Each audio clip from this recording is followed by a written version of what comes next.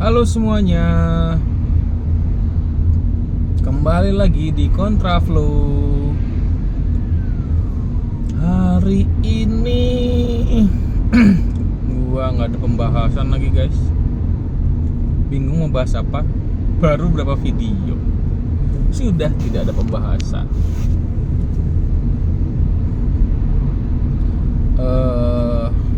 Info aja, ini deh update aja deh. Minggu ini full banget kerjaan. Minggu ini tuh gua harus ke customernya sales gua buat apa ya? Mereka itu mau bukan nego sih sebenarnya, apa namanya, custom produk. Jadi mereka ada kebutuhan tapi produknya minta di custom sesuai keinginan mereka. Nah, salesnya kemarin ngubungin gua buat Jumat ini ketemu sama customernya.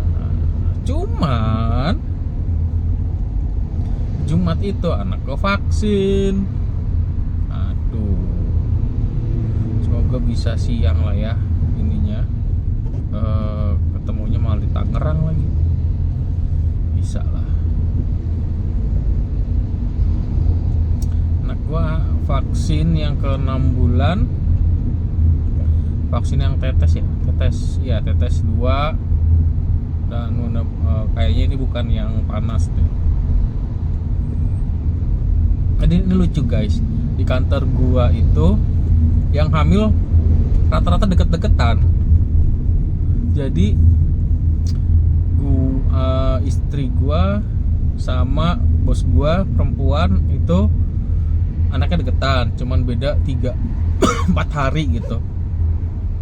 Beda 4 hari. Nah, gua sama ada chef Filza itu cuman beda seminggu. Cuman beda seminggu. Jadi deket-deketan. Nah, terus ada istrinya OB gua, terus ada satu Rizka itu apa yang ingin impor, sama satu lagi chef juga Cindy, itu deket-deketan juga, cuma beda semingguan apa 2 minggu gitu. Di lucu kantor gue tuh, hamilnya barengan.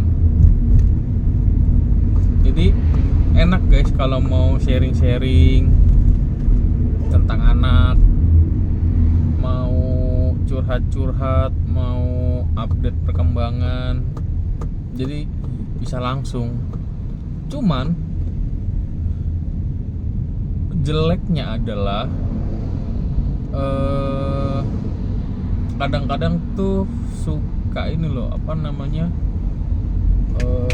kalau anak kita nggak, jadi kalau anak mereka bisa develop apa, misalnya bisa melakukan sesuatu duluan, di hati di kita tuh kayak anjir kok anak gue belum bisa ya.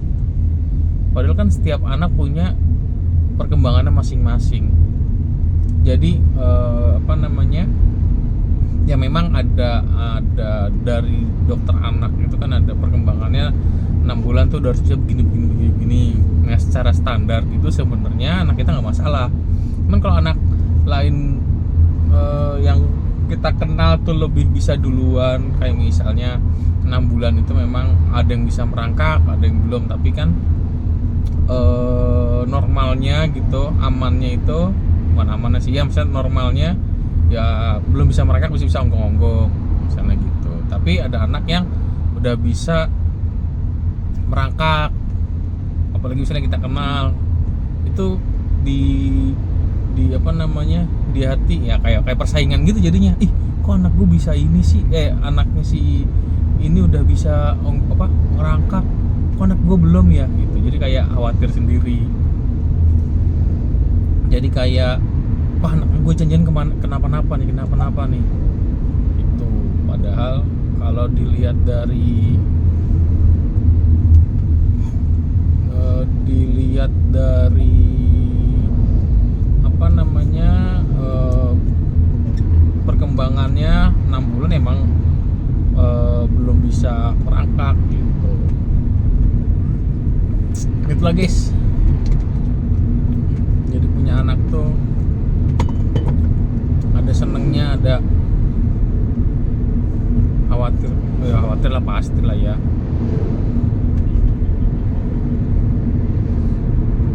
Nah iya, jadi gini, gua pernah nemuin kasus banyak lah sekarang anak-anak Gen Z itu nggak mau nikah, perkara hidup punya anak itu mahal. Ya gue sih nggak bisa komen lah ya, hidup pernikahan itu memang sulit, memang apalagi kalau punya anak itu biayanya lebih besar. Cuman ya balik lagi, itu tergantung masing-masing orang. Cuman kalau misalnya lu nggak mau nikah, nggak mau punya anak, tapi maunya begituan doang, ya itu namanya tolol. Ya gue sih nggak ini ya, gue nggak mau menyentuh ranah itu. Cuman ya lu egois dong, lu pengen begitu doang, tapi udah tahu begituan doang itu dilarang sama agama, haram tuh. Tapi lu cuma mau begituan doang, nggak mau nikah dan nggak mau punya anak. Kalau nggak mau punya anak masih oke lah, cuman nggak mau nikah gitu loh. Kalau nggak mau anak ya udahlah, itu keputusan masing-masing. Mungkin ada yang belum siap, ada yang emang nggak mau. Nah kalau yang belum nggak mau nikah ini loh, yang gua kadang-kadang nggak habis pikir. Ya kalau lu nggak mau nikah tapi nggak begituan, ya udahlah gua nggak mau nikah, gua begini aja ya, itu bagus. Cuman kan kadang-kadang nggak begitu. Jadi lu ngumpulin dosa doang, walaupun dosa itu urusan dia sama Tuhannya. Cuman kan ya gimana ya, gue cuma ngingetin aja, ya udah lu mau dosa mending lu nikah, tapi lu berkesepakatan dengan pasangan lu untuk tidak punya anak, itu lebih baik gitu.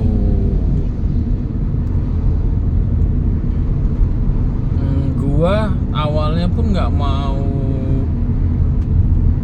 bukan nggak mau punya anak ya, masih mikir-mikir lah awal-awal mau punya anak apa enggak. Tapi seiringnya gue pacaran sama istri gue sekarang, kepikiran gitu, ntar kalau kita tua siapa yang ngurusin gitu. Kalau kita tua, kita udah nggak bisa apa-apa, kan kita nggak mungkin ya muda terus, sehat terus.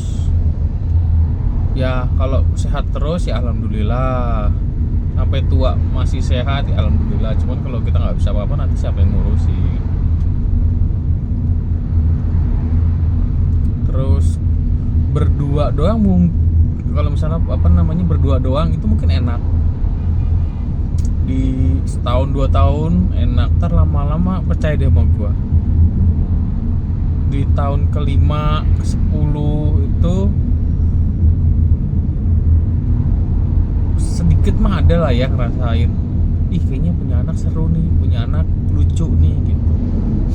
Ya gue nggak tahu ya, kalau gue pribadi, walaupun waktu itu gue memutuskan tidak pengen punya anak, cuman di 3 tahun 4 tahun setelahnya mungkin kayak, ih kayaknya punya anak lucu nih gitu.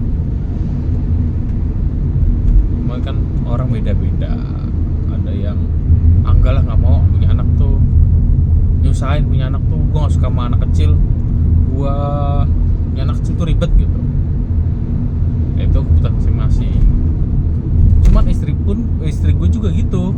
Istri gue tuh termasuk orang yang nggak seneng sama, bukan nggak seneng ya, nggak terlalu suka sama anak kecil. Cuman begitu punya anak,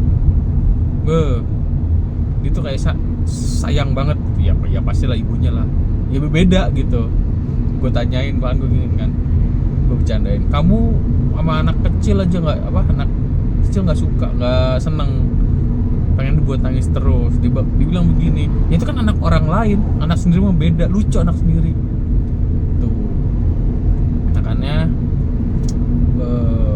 punya anak itu kan merubah, bukan punya anak doang sih, kita melangkah ke jenjang yang another step lah, melangkah ke jenjang yang lebih, atau misalnya sesuatu yang upgrade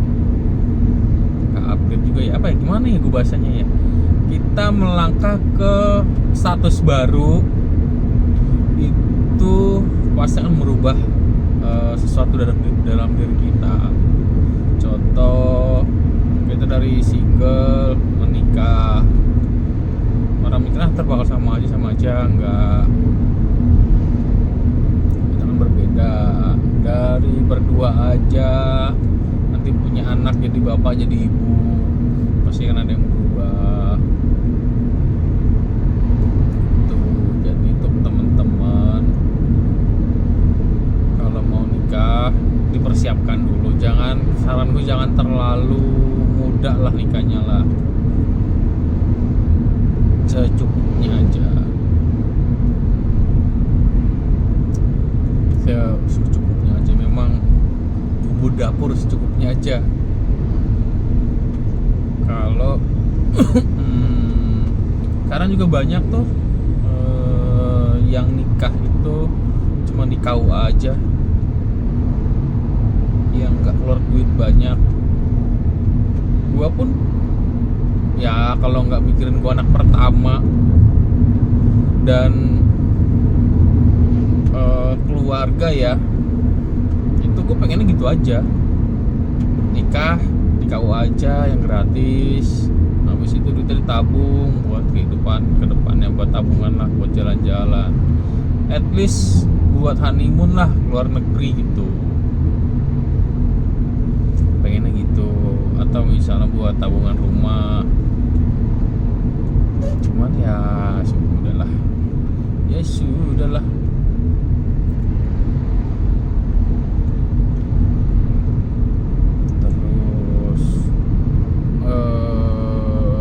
buat teman-teman, hati-hati yang pacaran, udah mau tunangan, udah mau nikah, hati-hati sama godaan. Banyak temen gue yang udah tunangan akhirnya nggak jadi gara-gara kecantol sama cewek lain atau cowok lain. Hati-hati, itu saran gue. Nikah itu seru, enak, tapi ada juga ya campur-campur lah, ada sebelnya, ada senengnya. Cuma tuh jadi nih, apa namanya, buat gue tuh jadi semangat, kayak aduh gue harus kerja yang lebih, yang bener nih. Dulu kan sempet ada di mana gue elah, gue pengen kerja yang santai aja nih, gue pengen kerja yang sesuai passion gue pengen kerja yang nggak mau yang tiap hari masuk kerja gitu. Cuman kalau udah nikah ya gue harus kerja benar, gue harus nyari duit,